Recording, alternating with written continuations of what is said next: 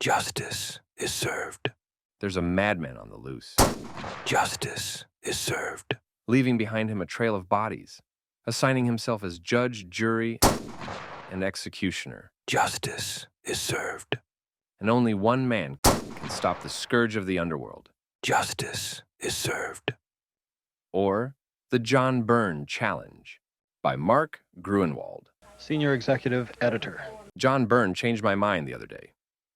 We were in my office talking about some of the supervillains he was going to use in his new sensational She-Hulk book, and he mentioned a number of odd-sounding choices: the Toadmen, Dr. Bong, the Black Talon, etc. I asked him if he wasn't going to come up with some all-new baddies for the jade giantess to tangle with. He said no, not if he could help it. Well, how about on the Avengers books? I asked. Aren't you going to try to come up with another Termlnus or the Master or Omega Flight, to name but 3 of John's contributions to the Marvel myths? No, he replied jauntily. John does everything jauntily. Every once in a while, you hear people say how good I am, and I don't believe a word of it. I was flabbergasted. Here was one of Marvel's top creative talents telling me that he was going to coast, rest on his laurels, content himself to take the creations of others, dust them off a bit and plug them into his yarns. Surely, there was no justice in the world.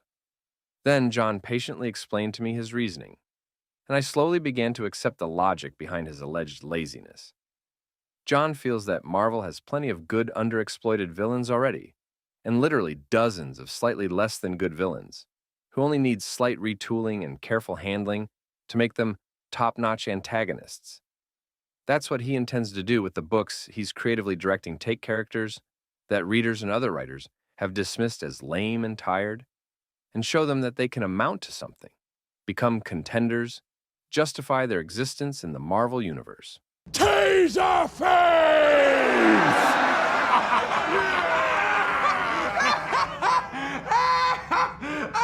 What was your second choice? Scrotum hat?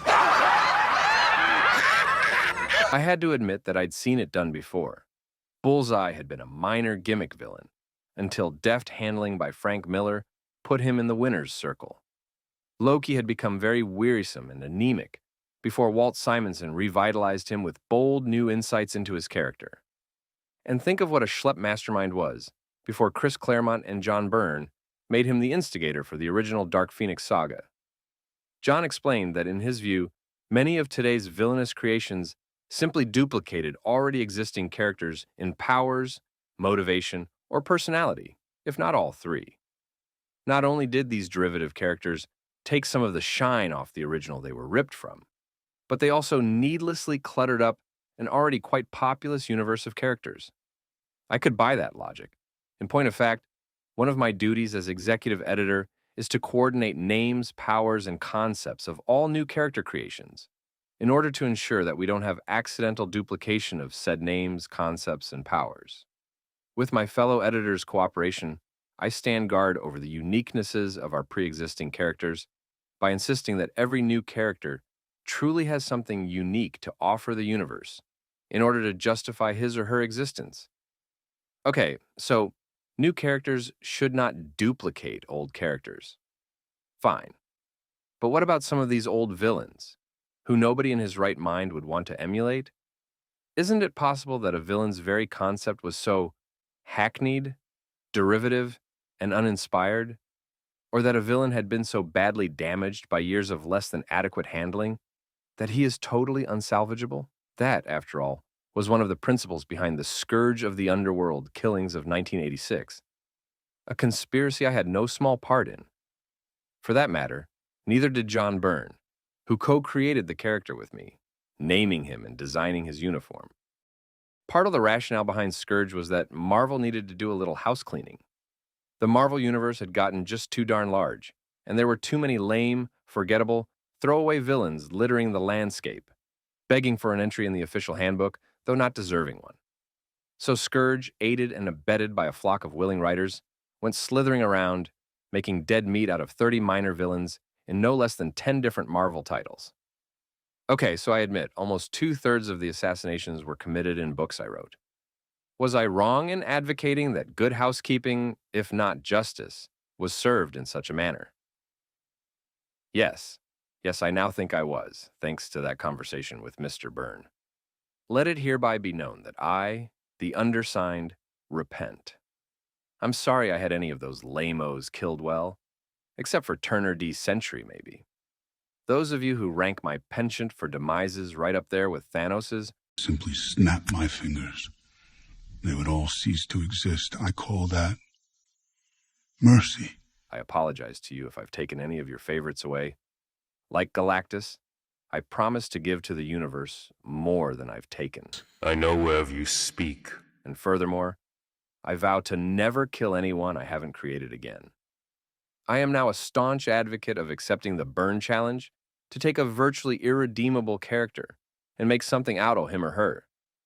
I wonder, could it have been done with Commander Kraken, Mindwave, the Vamp, Steeplejack, or She-Hulk, all villains I had offed in the gruesome Captain America 320?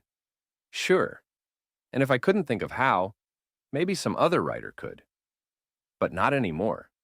I'd killed them, prevented them from going on to greater fame in the pages of She-Hulk. No more, I say. My bloodletting days are over. So, thanks to John, I've become a villain's right-to-lifer. But does that mean I'm going to shut down my character factory completely and deprive the world of such classic Gruenwald creations as Armadillo, Pound Cakes, and Boomslang? Nah, you're not that lucky. I do intend to introduce the new more sparingly, perhaps. I still believe, as I stated on the text page of Solo Avengers #1, that every Marvel hero deserves at least one arch-enemy all his or her own. And if Tigra doesn't have one, by gum, it should be the Tigra writer's job to get her one, preferably without raiding another hero's rogues gallery. But when it comes to the Byrne challenge of revitalizing pre-existing supervillains, how does one go about it? A cosmetic change, like a new uniform, is not necessarily the answer, though it did wonders in the Beetle and Boomerang's cases, both of whom are currently clad in Byrne-designed duds. To truly help a villain reach his or her full potential, a writer must examine what art is that distinguishes this villain from others of his or her ilk, and what it is that makes him or her tick. Then the writer must craft a tale where these things are explored. Perhaps there's the potential for greatness, or at least uniqueness, in every unsung villain who's ever taken up space on a page. You readers are the judges on whether a writer is doing his or her job with the villains he or she portrays. Every time you read a story, ask yourself, did this story enhance the villain's stature, provide us some keen new insight into his character, or present some interesting new facet to the character's life? Or did it trivialize him, mess up his continuity, duplicate some old story he appeared in, make you know less about him than you did before, and make you wish you never saw him again? Mark's Remarks. Mark Gruenwald, rest in peace.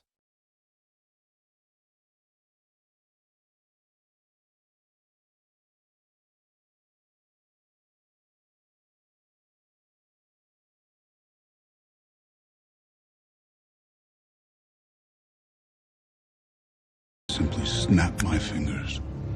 They would all cease to exist. I call that mercy.